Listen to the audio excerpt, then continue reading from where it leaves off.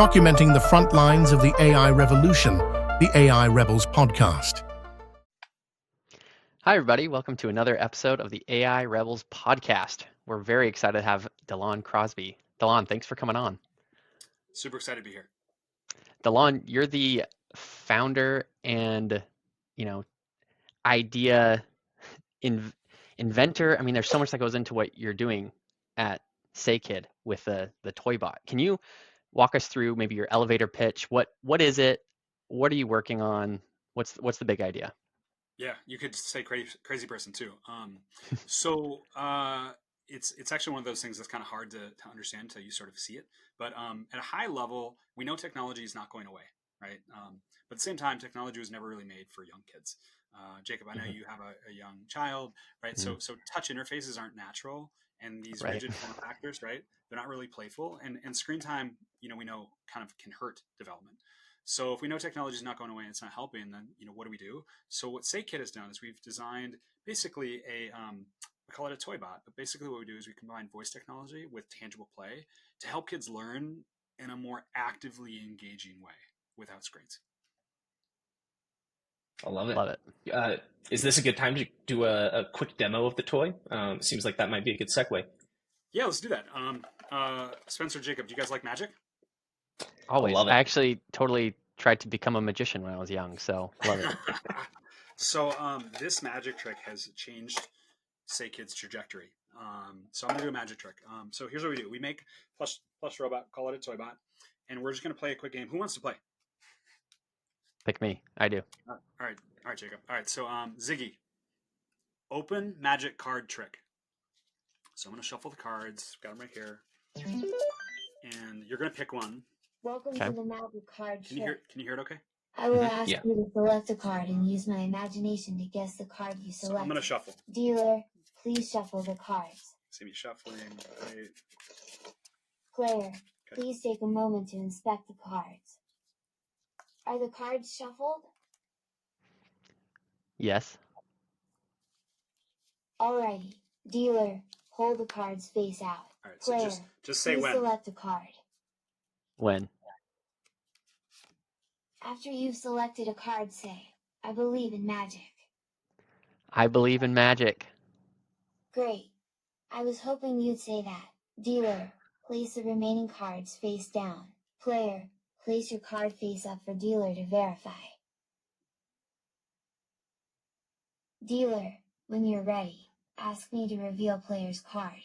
Let us know which card was picked.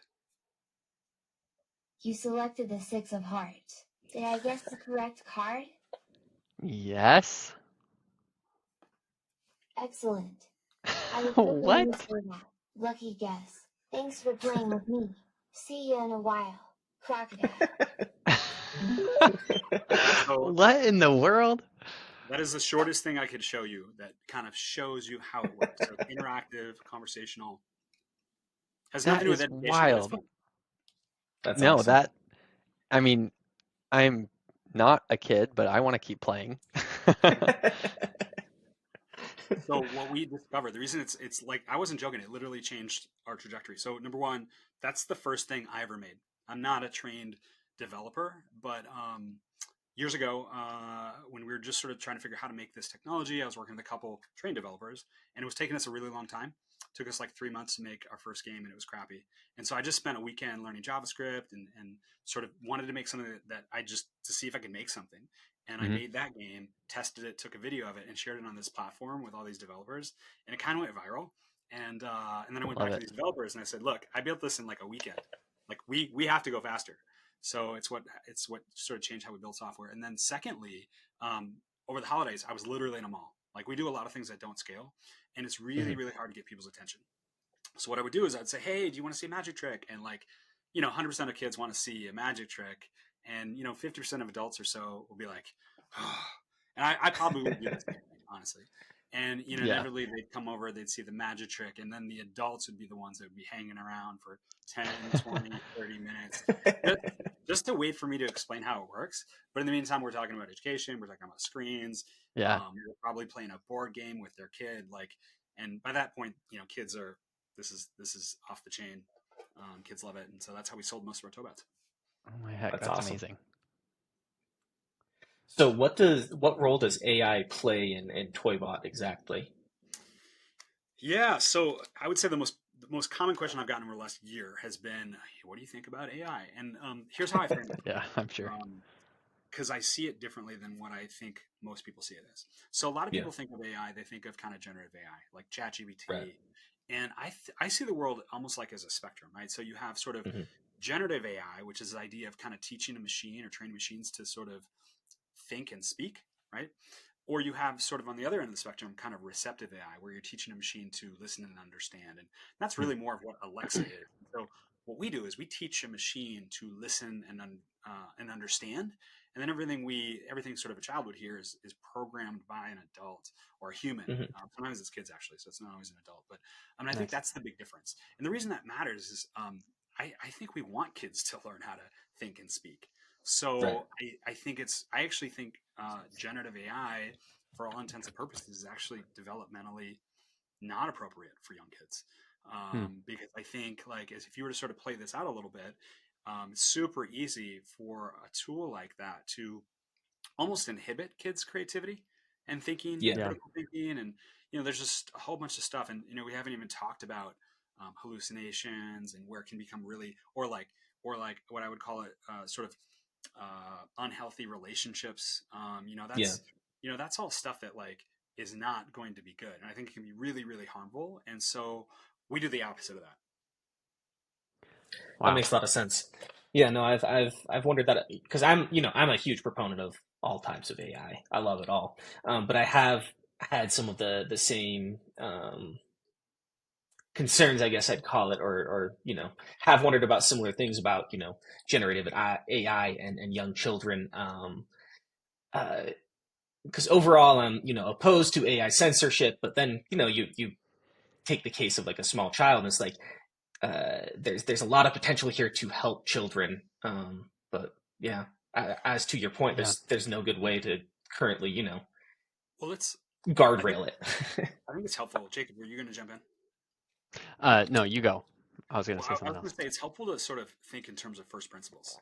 So if we were to Yeah. just ask ourselves, what's best for a child? Which, by the way, this is literally what drives us. So, what do we know about what kids need to succeed and how you develop that, right? So, number one, early child development is really important. It's the most important period of development. So whatever we do, it's going to have a sort of a exacerbated effects. We have to be really, really thoughtful about what we do. But what we know is, kids need to build executive function skills. These are sort Hmm. of working memory and cognitive flexibility things, the ability to pay attention, by the way. And I would say that like most technology is kind of hurting. It's kind of hurting those skills. But Hmm. kids also need to develop real human connections with real people. And we try to everything that we do. This is everything we do encourages kids to think, so there's no Hmm. screen. So kids actually have to pay attention. They have to actively engage. If they don't, it just stops. So we're without even trying, we're building executive function skills. Every game we make can be played in a group. Why? Because we want to strengthen those real human connections, and many of the games get kids moving in some way. Um, and I Nice. could give you examples of all of those, but like even I think one of the hardest things for people to understand is like, well, wait a minute, how could a robot strengthen real human connections? And before I like share how we do it, I want to get your thoughts. Like, how could a robot strengthen real human connections? Yeah, I'd love to actually, because this is a topic that Jake and I have talked about a lot on here. Is that we do believe there's a ton of potential in AI to strengthen and enhance social connections if used in the right way.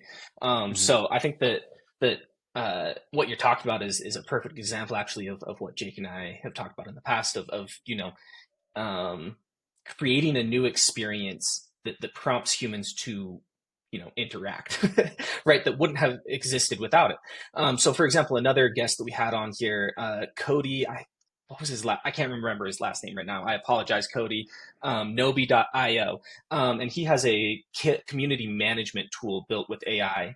But he went about it in a different way than most people I see who have just a Discord bot that interacts with people or whatever, right? His is still has a lot of language models used with it, but his focus is on if a particular user, say a user, asks a question and then, they don't get an answer, this bot will go in and be like, hey, this user asked this question. This other user knows about this topic and really likes talking about it. I wonder if they just missed it. And so they'll, tag them in and say like, hey, check this out. Things like that. Right. Where it's kind of filling in, yeah. Anyways. Yeah. No, those are and my I think, thoughts. Yeah. yeah. Jake, go ahead. No, I just think this touches on everything you're saying, DeLonn, that AI, I mean, it's currently, right? Maybe someday it'll be different, but right now it's a tool. It's not acting of its own free will and choice here. So I think for a robot to increase human connection, it would have to be built for that from the beginning, which I like hearing that, Toybot and SayKid, you're starting with those first principles in mind when you're building this, because it's far too easy, and we've seen this with screens in general, shows, and the whole purpose is just like keep your attention, child. Here's colors flashing and everything. So I think it would have to really kind of go against the grain of what's normal right now. Like, I think the majority of toy or kid-centered AI or technology is purely attention grabbing. Like, that is the core purpose. It's like you will Coco Melon on steroids. yeah, this technology will watch your child and make sure they don't move, basically. Yeah. And it's like you're taking that, flipping it on its head and saying, no, this is going to be a catalyst, for movement, for connection. Yeah, that's right. And I think a good way, or at least one way I think about it, is that I would say most technology is kind of designed to shut kids up. And Yeah. ultimately, a lot of kids need to feel heard. When you're 4 or 5, and so let me share a really quick story about how we got into this. Yeah. So years ago, by the way, I didn't just wake up one day and say I want to make a talking robot. What happened is years ago, my son Cal was like this really happy 4-year-old kid, loved school, loved his teacher, named his fish after his teacher. And then one day that teacher left, which, by the way, when you get into this, Jake, into early childhood, you're going to find the turnover nuts. It's crazy because it's a broken system, which is another conversation. But ultimately, the teacher left. And the new teacher that came in just didn't have the same tools or the sort of training to relate to kids. And I didn't know what I didn't know back then. I literally thought, okay, we're paying this childcare center a lot of money. I trust that they sort of know child development. And I don't think people realize how not awesome it can be. And so I would just say, like, 500,000 kids are kicked out of preschool every year. That's nuts to me. Nuts. And crazy. It didn't make any sense to me. It just didn't make sense. So I literally went back to preschool. And I would spend, years studying, I didn't want to sort of like, I don't like excuses. And so I literally wanted to try to be the best parent that I could be after that happened. So I would spend like years, digging into the science of child development, et cetera. And what I realized is it wasn't necessarily that teacher's fault that she didn't have the training or the tools, because she didn't make a lot of money. And what I learned is that, it's really hard to sort of just like, be an early educator, right? Like, you've got 20 kids, lots of movement. It's a tough sport. And what was missing was this teacher's ability to sort of connect with kids. That's the thing. And so I'm going to give you an example of how we do this, because I think most people wouldn't pick up on it unless you were in early education. So think of the game Would You Rather. Remember it from, like, when you're a kid. But we made a game. Literally, it's called Would You Rather Show Me. And we made it for that use case. And so literally imagine kids sitting in a group, teachers facilitating it, and the robot's like, hey, would you rather go to school in a train or a tractor? Kid says train. And as a teacher, you now know something about that child. Oh, I love trains. My first time on a train, I went to, like, it's a sort of a natural, organic way to sort of understand a child's interests. And kids are pretty smart. They know when teachers are trying to force it. And so this is almost like a playful way to sort of learn more about a child's interests. And that's sort of a vehicle to engage kids. And then you know, the next question might be, hey, would you rather stand on one foot like a flamingo or walk backwards, right? And if you've got 20 kids, if you're an early educator and you've spent 8 hours chasing, you know, 4-year-olds around, and you've got 20 of them standing on one foot, you feel pretty good. You know, you did that. And so we not Yeah, only yeah, wanted it to be a tool for the teacher to sort of better understand kids' yeah, interests, but also like be a tool for her to sort of help manage the classroom and make it more engaging. And that's how we do it. Hmm. yeah. That's powerful. And so is this currently being used in, you know, by teachers in early education, classrooms, things like that? Yeah, we work with early childhood um, centers, work with teachers. We don't actively go at sort of K through 12 because I think it's a broken system, but we have a lot of K through 12 teachers that use the product. Oh, uh, nice. Okay. and so, but ultimately, I feel like the best way to sort of move the needle in education is reach kids where they're at, which is often at home. And so, our primary focus You frozen for you. going forward is going to be how do Mhm. we reach families, and so that's kind of our focus. So our focus primarily right now is reaching kids where they're at, which is often at home. And Mhm. so, because I think that's the best way to actually move the needle in For education. sure. Yeah. Um, and so that's what we really are focused on now. And you know, I don't, you know, ultimately what we're trying to do is we're trying to help adults be the best teachers that kids need us to be. And what I've learned is that it's super difficult to just, you know, go to your average parent. I have 3 kids. Like life is busy. I don't necessarily want to hear that I'm not doing enough or that I should learn more about executive function skills and take like it's hard. So what Yeah. we almost try to Yeah. do is we try to make it as easy as possible for adults to do that. So, for example, you know, one of our most popular games is called the cleanup game, and literally, kids teach the robot how to clean up. So it's a parents win, kids win, and you know, it's a you know, no screens, no fights, no crying, um, but yeah, and you know, beyond that, I mean, you can play board games. So, like, what's your favorite? Do you guys play board games when you're growing up? Yeah. Growing What's up, your favorite? like Settlers we of played. Catan. Yeah. When I was little though, it was like Sorry. Played a lot of Sure. Sorry and Yeah, that's Uno a and good game. probably those Yeah, two.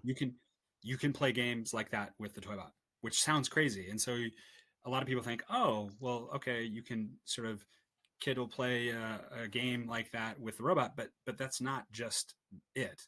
You can actually play a game as a family. So like we made a game recently called Lost Toys.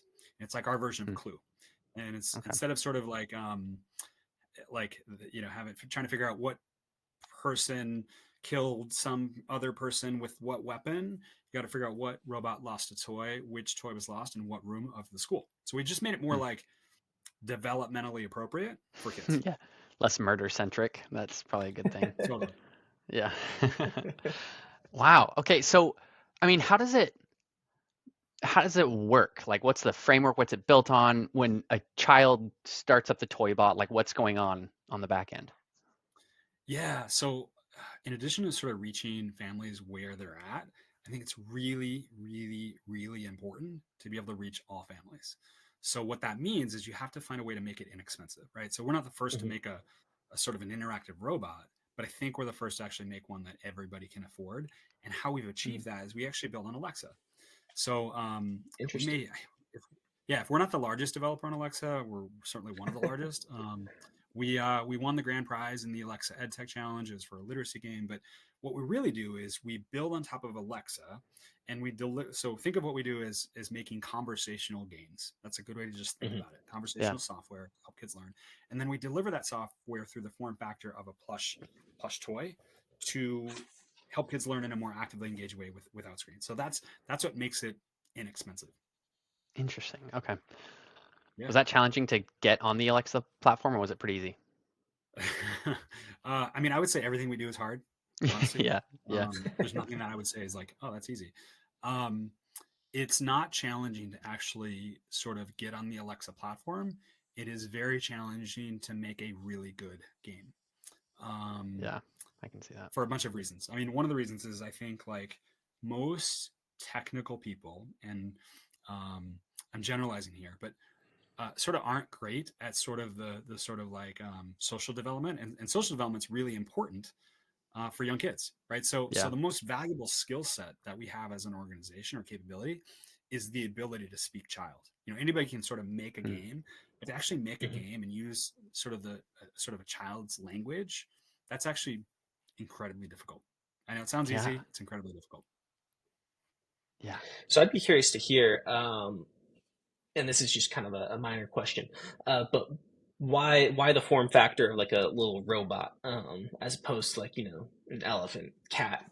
Was there any specific reason for that? Or is it just like you love robots? Yeah, no, this is going to be a theme, but every decision we've made has been through the lens of what's best for a child. So Yeah. early on, so first of all, we didn't want to make it human, right? Because Right. as soon as you get into sort of human type things, it's not going to end well. creepy. Moreover, we didn't want to get into the sort of like blue for boys, pink for girls kind of thing. Yeah. Yeah, totally.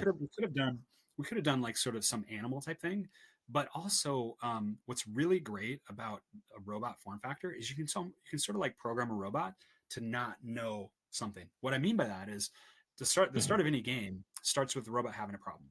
It'll say, "Hey, I'm a robot. My motherboard's broken. I forgot, my letter sounds and letter blends." Or, "Hey, my memory card is broken. I forgot this. Can you help me?" Or like, "My battery is running out of power. I don't have enough energy to, solve this problem." That usually relates to a learning domain. So Cool. Yeah. creativity, I like social that a lot. skills, language. Yeah. So that's So I the think nice that thing about using a robot form factor and persona. I think that people kind of underappreciate how much little kids love feeling like they're helping. Or, I should rephrase that. Little kids love to help. Sometimes they simply feel like they're helping. Sometimes they're actually helping. And so I really like that the hook is like, something that kind of engages that instinct. That's super interesting. Very, very pro-social. Yeah. Totally. Yeah. I mean, I just, on a kind of a sidebar here, I think what we've seen consistently with all of the guests we've had on, which now is going up on 50 with a lot in the pipeline, like we've talked to all kinds across industries and all the, maybe not all, Spencer, you can correct me, but it seems like every single founder we've had on that is seeing success has started with, they've started the organization and the product with, why. They've found those first principles like you found. And we've had others on, we've talked to others, maybe not even on the show, where it's like they're just excited about AI and they want to build something, but they lack that purpose and that drive. So, I mean, I'm loving, it seems like every question we're asking, you're like, well, this comes back to our first principles that we harken back to, the robot, the dialogue, everything. And so just props to you. It's amazing. Yeah, and when we first of all, I appreciate you saying that, Jake. When we first got started, remember this technology has evolved, but we designed the voice. So it puts a lot of, you have to really think critically about what do you want the voice to be. Yeah. Do you want, a lot of people early days thought, oh, it should be as natural as possible. I don't think that. For the reason I said about why it shouldn't look as natural as possible. So another reason to make it a robot is that we slow down the voice and we actually try to make it a bit more robotic, so we don't get into this kind of weird situation where kids start to think of it as so we're really intentional about everything. Even the colors are a certain reason. The original version of the eyes were actually kind of a bluish color, because color theory would say blue and orange go great together. Mm-hmm.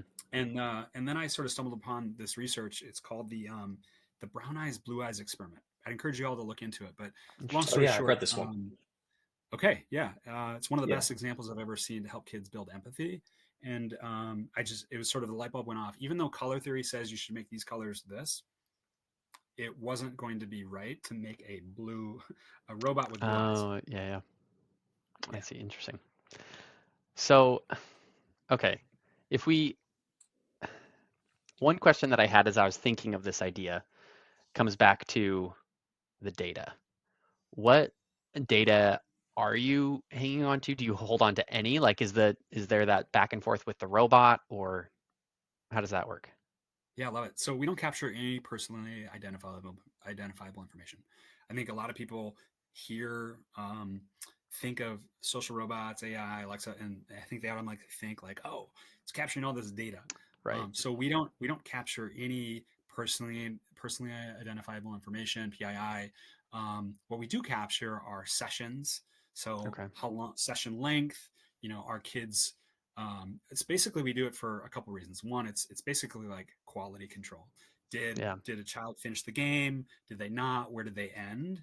So you can see what Do they game want they're to play playing. again? Yeah, yeah. Like, Okay. why aren't kids playing this game? We thought kids would love this game. Why are they not playing it? Or Hmm. kids aren't finishing this game. Why are they not finishing? Oh, maybe there's a bug. Or kids aren't playing this game again. Maybe there's just different things that you can look at. Yeah. But Yeah. we don't, unless we have a purpose. We're not going to capture data just to capture data. So I'd be interested in hearing, is there ever any plans to open up like a platform for like, user generated content of some sort, so that, a kid and their parent can create a new game of their own? Or is the intention to always have it kind of be a tour like where it's like, you guys have control of the creative experience, and you publish it to, the robot? Yeah, I mean, honestly, if you were to come to me and you were to be the best in the world at making conversational software to help kids learn, I'd say, great, make here you go, make a game. But most people haven't spent the energy to Yeah. understand child development, and there's a lot of ways that you can do this the wrong way, and I think they're Right. fairly Yeah. intuitive ways. So, that again, and a lot of this came from just mistakes, right? So Mhm. how we ultimately evolved to having kids play the role of teacher. We made a game a really long time ago. It was about manners. Terrible game, and there was a bug. And I remember my daughter being like, "Is it trying to trick me?" Like it like gave her the wrong answer. And at that moment, I realized like we have a responsibility to sort of get this right. And so Yeah. that was sort of Totally. where we're like, we're not going to have kids. We're not going to be a teacher. It's not a teacher. That would be the worst thing we could do. It's really designed to help teachers. And where possible, we want to have kids play the role of teacher because, like you said, Spencer, kids love it. They have agency. And it's one way where kids can really feel successful because a lot of the kids today are put in a classroom. They're told to sit down and be quiet and listen. And I think kids, like I said before, kids really need to feel heard. And it feels pretty good, like you said, to play the role of teacher. Yeah. Yeah. Yeah. I'm curious. You've mentioned several times that, which I agree with in so many respects, that the education system, especially K through 12, in most areas, is pretty broken. Which I think is not super debatable at this point. Like I think there's been a lot of research, a lot of problems have been identified.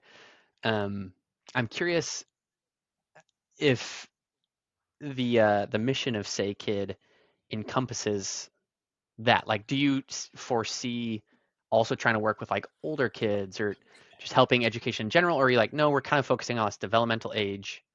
We're going to own this space. What's the plan with Say Kid, the long-term idea? Yeah, so I would just say like I don't think it's possible to actually move the needle in education without reaching kids early. And that means before kindergarten. So if we Mm-hmm. think that we're just, kids are going to start learning at age like 6 and then they're going to stop learning at, you know, 18, like that's just not how it works. And so no matter what you do in K through 12, if you're not actually helping kids develop early language, early cognition, executive function skills, it's going to be a tough sport. And so I think it's almost imperative that we reach kids early. Um, because if you do that well, everything else becomes easier, right? So let's say a kid age 4, 3, 4, 5, has really good attention skills and has the ability to focus and has the ability to sort of play nice with others, right? Gosh, I mean, that's what kindergarten teachers want. And Right. unfortunately, that's like not happening today. Last year, actually, we interviewed 100 teachers to try to figure out like why kids aren't proficient in math. And by the way, 2/3 of the country, kids in the U.S. are not proficient in math or reading. So like clearly there's a systemic issue.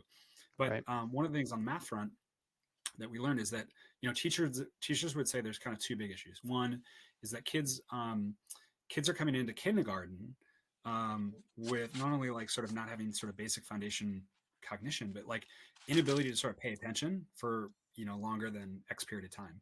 And at the same time, they would say, hey, they don't have the time to sort of go to DeLonn and say, all right, DeLonn needs this skill and that skill, Right. to sort of help DeLonn learn math. And so it's just a broken system. And unless you actually reach kids early, I just don't see it getting better, unfortunately. Yeah. That makes total sense. So you have a That's not even background. getting into the, what's that? Oh, go ahead.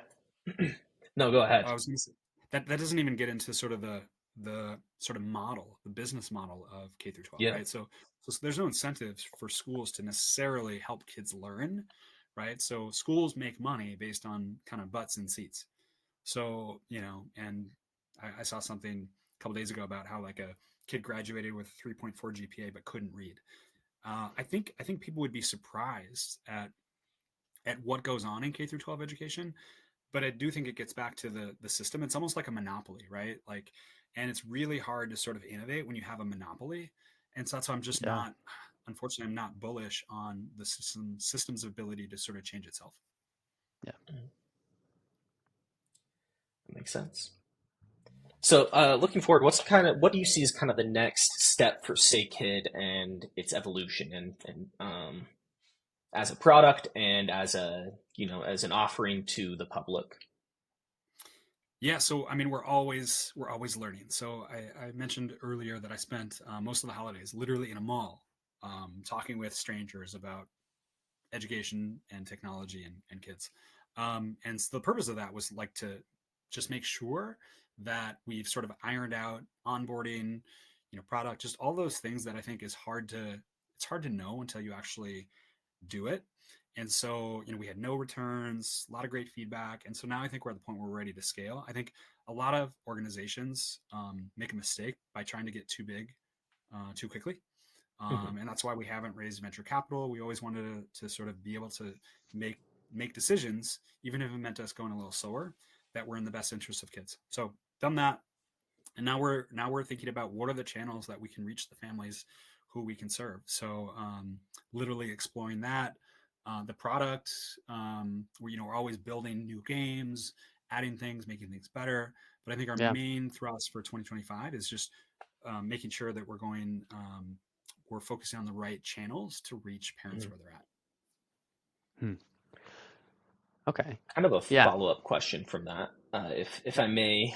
I'd be curious to hear. So and maybe you don't have an answer to this. This is just a question that came to my idle mind. If you were to, try to target, because right now you're targeting early childhood, if you were to hypothetically target older children, whether it's the middle school range, high school range, whatever, do you think that that's a different form factor entirely, or do you see that as simply, an evolution on the current Toybot? We add some more games, we add I had more ideas there, but my brain went, train went off the rails there. Great. That's a great question. So even though I think like it's hard to move the needle in education without reaching young kids, like our sweet spot, I would say, is kind of 4 to 10, to be honest with you. If you're into board games, which a lot of kids are, like Monopoly and Clue and Candyland, like those are all really, really popular games that kids love. And unfortunately, like what's happening today is kids aren't playing those games for a few different reasons, primarily screens, but board games are so helpful for early development. And so like our sweet spot isn't just like, 4, 5, 6, it's like 7, 8, 9, 10. And it just, my kids right now are 13, 11, and 9. And my 9-year-old and 11-year-old still, you can actually play football with a robot, Toybot Touchdown. It's my 9-year-old's probably favorite game right now. Yeah, it's crazy. Touchdown, I love that. This is actually his Toybot. And usually he has an LA Rams jersey on it. Like that's what he wanted last year. Yeah. So that's awesome. They dress it up. It's great. But to answer your question, Spencer, in terms of form factor, I don't want to get in the game of being a sort of a toy company, because making physical products is just hard. However, I will say we have actually developed, I'm not sure that we'll release it, but we have actually developed a different kind of form factor geared towards older kids. That's dope. It's so cool. So yeah. That's awesome. So maybe, Yeah. maybe someday. Maybe. Yeah, maybe. We'll see. I mean, like, We'll see. we'll see. But it's got to be significantly better than Yeah. this. And Yeah, we're that finding makes that sense. like kids care less about sort of what the product sort of kind of looks like and more about how it feels. Whereas Yeah. adults care more about what the product looks like and less about how it feels. Yeah. Yeah. That's interesting. So if we back up and maybe go big picture AI, I'm curious from your perspective as you've talked about this scale of artificial intelligence. Um, are there really, I mean, there's Alexa, there's Siri, I assume is similar. Um, and then as far as LLMs go, how do those marry? Like, how do those come together? Like, how does that work? What does that look Yeah. like in your head? Yeah. So I mean, I don't have any sort of secret information about what Amazon or Apple or others, Google, are doing, but they're all obviously building um, more conversational Mm-hmm. capabilities. Hmm. And I have two thoughts on this. I mean, a bunch of thoughts, but two sort of important ones. One is I think the cost matters. So let's say you make something more conversational. If it costs 10x to do that, it may not be worth it. So I think that's something Mm-hmm. to think Yeah. about. And as you know from sort of training AI, it can be really expensive. Um, the second thing that I think about is beyond sort of cost is you really want to do things that are going to be developmentally appropriate. So something I've been thinking about. I don't have a firm answer on this, but is it actually best to make AI as conversational as possible? I'm not sure.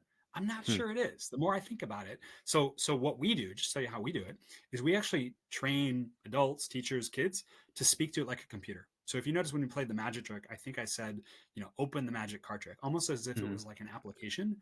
And I don't know for sure, but I think in 5 years, I think this is going to be the right approach because kids are in a sort of a sensitive period of development.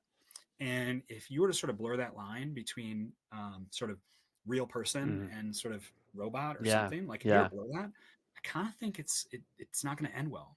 And it hasn't been something That's I've thought about fascinating. until recently, but I Yeah. think that's the way that I think about it. And so a lot of people just assume that it's better to make something smarter, make something more conversational, More make something more human-like. natural, Hmm. more human like. And I have a feeling like we're going to find that that's great for some use cases like adults, but for kids I'm not sure that it is because of the Yeah. downside that can come with it that we don't even know yet. Yeah. This does present a very interesting. I mean, Elon Musk obviously is probably the most vocal about being careful with AI, despite building huge AI, but he very vocal about the potential long-term impacts. Um, but this is kind of an application of that I haven't thought about really, is like, how does the rising generation think about, how do they view AI? Is it a tool? Is it a friend? Is it a person? Like, do they view it as a person? I think you might be onto something, that it's important to draw a distinction there. Like, it's not a human. Well, It's not a human being, because developmentally that might be an important distinction for them. I wonder if, like, what do you, obviously you've probably huge. thought about this more, like what consequences do you think could come about if we blurred that line? So I had an hour chat with someone earlier today about this specific issue. It was a researcher who kind of characterized a toy bot as a AI character, and I Mm, think that's fine. But I also explained my thoughts on AI and why I don't like generative AI in the context of kids, or I think it's like there's a lot of downside, um, Mm-hmm. and so I think like it's incumbent upon people that make technology that serve kids that we set a really high bar. And I think there's a lot of well-intentioned people that think, because it's not unreasonable to, oh, let's try to make a friend or but until you actually think through it, where you realize, oh, wait a minute, whoa, no, we want kids playing with other kids and we want right. parents playing with kids, right? So if we Huh. start to sort of frame this as a friend, or a companion, that's not going to end well. And like, we've been either included or not included on different market maps, but like anytime someone includes us and it says like companion, I'll either say like either change the word or don't include us on the list, like, because I just don't, it's That's just not what it not is. developmentally appropriate. Yeah. You don't ever want to have a sort of a machine trying to befriend or be a companion with a kid, because kids aren't going to be able to kind of process that. Yeah. I think, and eventually they will, but like it's just not worth it. It's also the question of like, kids already get attached enough to their stuffed animals. What happens when that stuffed animal has a personality and goes through the washer, gets ripped up by the family dog, right?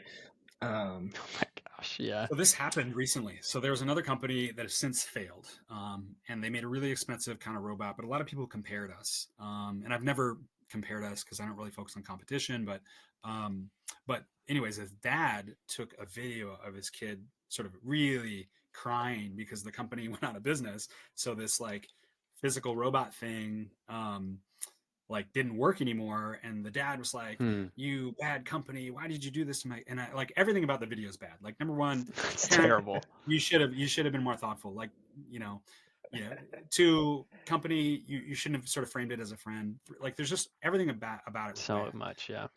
But you don't know that unless you spend some time really thinking through the implications of that.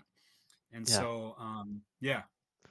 It's it's been several months now, but I remember seeing in the news, and maybe DeLonn, you saw this, the woman she was the first woman to marry an AI. She legally married this AI character, this persona, and this is just giving me like flashbacks to this article I read of like, if it becomes so blurred, that's where things like this just become normal and happen. And all of a sudden, this woman, it's funny because after several months, she then came out and said like, "Oh, it's an open relationship, me and this robot." Like, because I think all of a sudden she realized like, okay, there's something missing. Like, there's something missing. This is not a human. Yes, this robot will respond exactly as I want him to, but do you need that? Is that what you want? Do you want this like parroting back to you exactly what you want to hear all the time? Like that stunts growth in a major, It's major just way. at a certain point it just becomes annoying too. Like Mm-hmm. I get sick of Claude for that reason. I find Claude is way too happy to give me really Interesting. elaborate Yeah. compliments, and I'm just like, shut up, man. It let's was just write this not code. that good. Yeah. Yeah, exactly. Like I know what I wrote. It was pure mid. Let's move on. I mean, unfortunately, I think it's inevitable. I really hate to say this, but and it does come back Yeah. to the for-profit motive. If there are people that struggle with some of the social skills that maybe they didn't learn earlier, it's super easy to, think of sort of some kind of relationship with a bot. Mm-hmm. And there are companies obviously that will monetize that. And it's not unlike Yeah. what we see with the relationship that I think one of you mentioned already. Like people have relationships with iPads, right? If you were to try to take an iPad away from a kid, that like Watch out. they may freak out.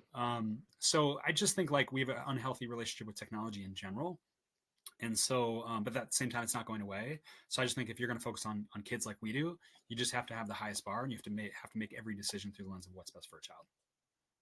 Yeah. So you said that you think we have a unhealthy relationship to technology. I'm going to push back slightly, not because I completely disagree, but also mostly because I think it's an interesting question and will push the conversation in an interesting way.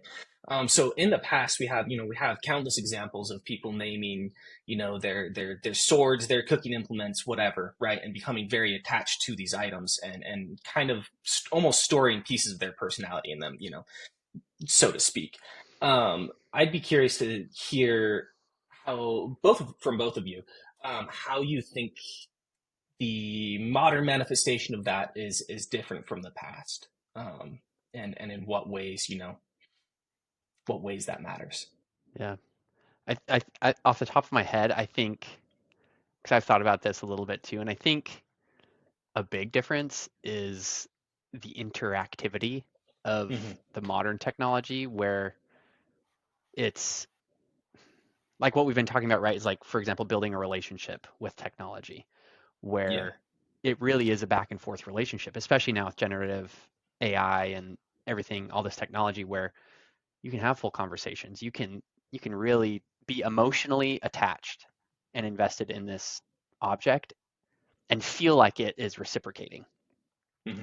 Whereas in the past, these mm, tools, weapons, whatever it was that people identified with or became part of them, it was it really was just like an extension of themselves. It was like, I'm not complete without my sword, right? Like, I can't go into battle without this sword because I'm so comfortable with it and that's what it is. But day to day, it wasn't like a relationship. It wasn't like they were sitting down to go to bed at night and they're like, oh, I need my sword, right? Like it just like didn't. It's just very different now with this technology where it's a back and forth relationship now. I don't know if DeLonn, if you have thoughts on that too.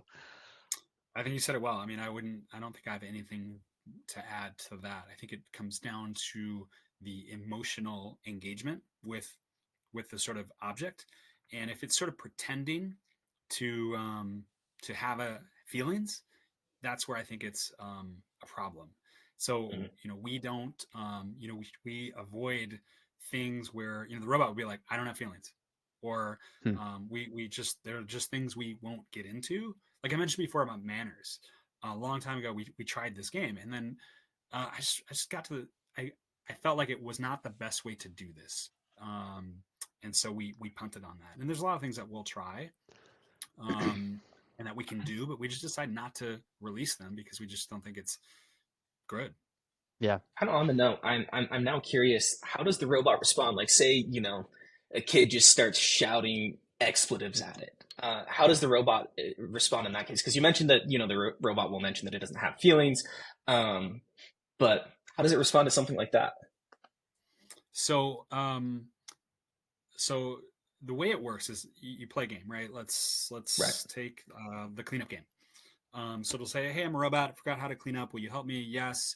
Cool. And then it'll say, okay, cool, uh, pick up everything that has a color from the rainbow on it, and I'll give you like 20 seconds to do that. So robot plays some music, and let's just say it'll say, all right, cool, did you pick up everything that has a color from the rainbow? And a kid says some expletive, right? Like, what's going to happen is it's going to say, I didn't understand that. Can did you pick everything? So it's almost like I it see. didn't happen. I like that. Or if they're Yeah. playing the I don't know, like the would you rather game, and Yeah. they were to sort of start talking about something else, in that game it may not matter what the child says because we don't care. We just want them to say something that prompts the Right. teacher to Right. learn a Hmm. little bit more about the child. Yeah, that makes sense. Hmm. So it sort of gracefully handles it is the short answer. Yeah. Yeah, Yeah. I like Yeah. that. No, that's great. Um, DeLonn, I'm curious your thoughts on, because you have worked so hard to really build this framework and like set up these guardrails. Um, have you heard of the movement EAC? Have you heard of this? Yeah, maybe. Effective EAC, accelerationism. effective accelerationism. It's this big movement, especially in Oh, the AI community, um, where Spencer, correct me if I'm wrong, but if I could boil it down, it's innovate at all costs. It's like accelerate at all costs. What would you what would be your response to that mentality from what you've seen in the AI space? so do you guys know the name Clay Christensen? Have you ever heard this name? Hmm. The Innovator's Dilemma, Yeah, Yeah. Yeah. definitely. Disruptive Okay. Innovation. So he was my professor, and I would say I've learned everything that I've learned about innovation from him. And a lot of people would say he's the goat. Um, the thing about disruption is that it's rarely the most sophisticated or complex or most expensive kind of technologies that actually disrupt systems. It's Hmm. almost always low cost technologies that are good enough. And so if you were to say, hey, let's innovate at all costs, I think you're going to be missing the bigger picture. And I think Hmm. that happens a lot. Like there's a lot of Yeah. technologies, think about like the Apple Vision Pro Or think about what's the pin, the AI pin that companies just died Humane yesterday. pin that, yeah, Humane. humane Yeah. pin. Company just died yesterday. So all of those companies built a sort of technologically advanced product, right? But what they found was sort of meh market response, and it's because they built something that's really cool, but it was also really expensive. And so Right. the way I think about Alexa, and I've never heard anybody share this, but I think of sort of the Alexa smart speaker as the lowest cost computer ever made. And if you think about Hmm. it that way, it's never going to be perfect, but it's probably the lowest cost computer ever made that's in a home. And if you think about it that way, and if you were to sort of bend Alexa, change the voice, as you know, it doesn't sound like Alexa, doesn't act like Alexa, doesn't look like Alexa, but at the core is really the lowest cost computer.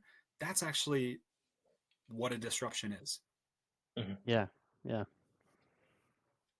Yeah. I like Makes that. I sense. So think. Yeah. Go ahead, Spence. Oh, I was gonna ask, is there actually like an Alexa inside of each toy bot, or is it like a speaker and Raspberry Pi running Alexa software?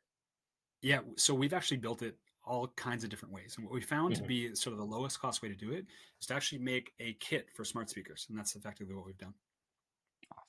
Gotcha. Okay. Way harder than it sounds, but Yeah. that's the Yeah. I'm sure there's a lot of moving parts there. Yeah, for sure.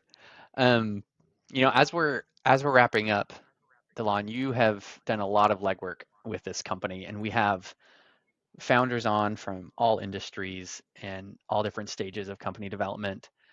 What would be your advice to founders trying to make it in the AI and AI related space? um gosh, because I mean AI is one of those generational technologies. It's disrupting systems. The things that I think are it's disrupting are like I said before, where it can sort of it's not the best solution. Like you talked about both using it for coding, right? So Yeah. it's a great sort of use case for that. Hmm. But in terms of like, I don't like to give advice, but what I would say I've learned is to do things that don't scale. I think it's really easy to have this kind of herd mentality where you sort of watch, see the news or hear from other people, and you want to sort of like Mm. try to get bigger faster. Mhm. I actually recommend starting smaller and going slower. And it's kind of like everyone will say, talk to customers, but like, if you can focus on kind of a smaller market and really, really do that well, to me, I found that to be the best sort of advice for me as we've grown. And like, I'll be honest with you, the coolest things that we've made weren't things that like came from a lot of people. They came from like one child. So for example, I mentioned before that we Hmm. make these playboards, right? So this is Yeah. like our version of Candyland. That came from a kid at a children's hospital who was born without arms. Like that's Oh it. Wow. my gosh. So yeah, like we didn't think about making board games. Like we hadn't even thought about it, but we heard about a kid who I think she was 9, born without arms. And what you're going to find out about kids who spend most of their life at a hospital is like what they care most about is just feeling like a kid. Like that's it. Hmm. And as you know, we all played kind of board games as kids, and unfortunately for different reasons these kids couldn't play board games. So our mission was to like how could we make board games more accessible, and what we discovered is that pretty much every kid now wants to play a board game with robots. So it gets the example of just building for solving one problem, Yeah. and then scaling from there.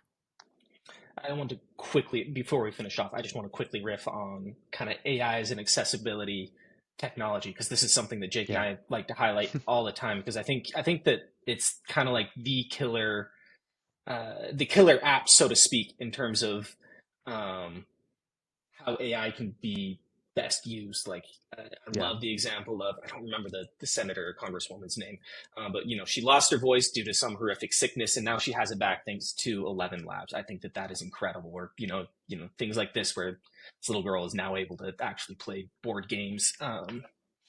Yeah. It's just it's It it's really a is the great, beautiful way to it's use like the it. great equalizer.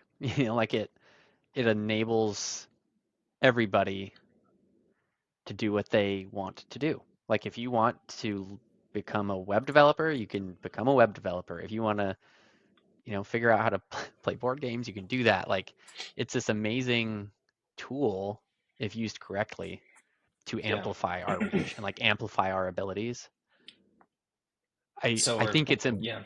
yeah, no, go ahead. I was just going to say, so DeLonn, thank you for pushing that cause forward, because that's what Jake and I started this podcast to do, is like, highlight people like you who are using this technology in the right ways, guiding humanity forward.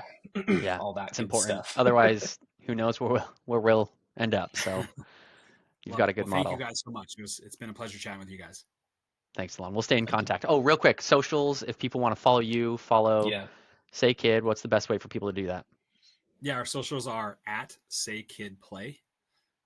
So we're on Instagram, Twitter, X, Facebook, all the good ones. Perfect. Okay, we'll drop that in the comments. Thanks, DeLonn. Cool. Thank you.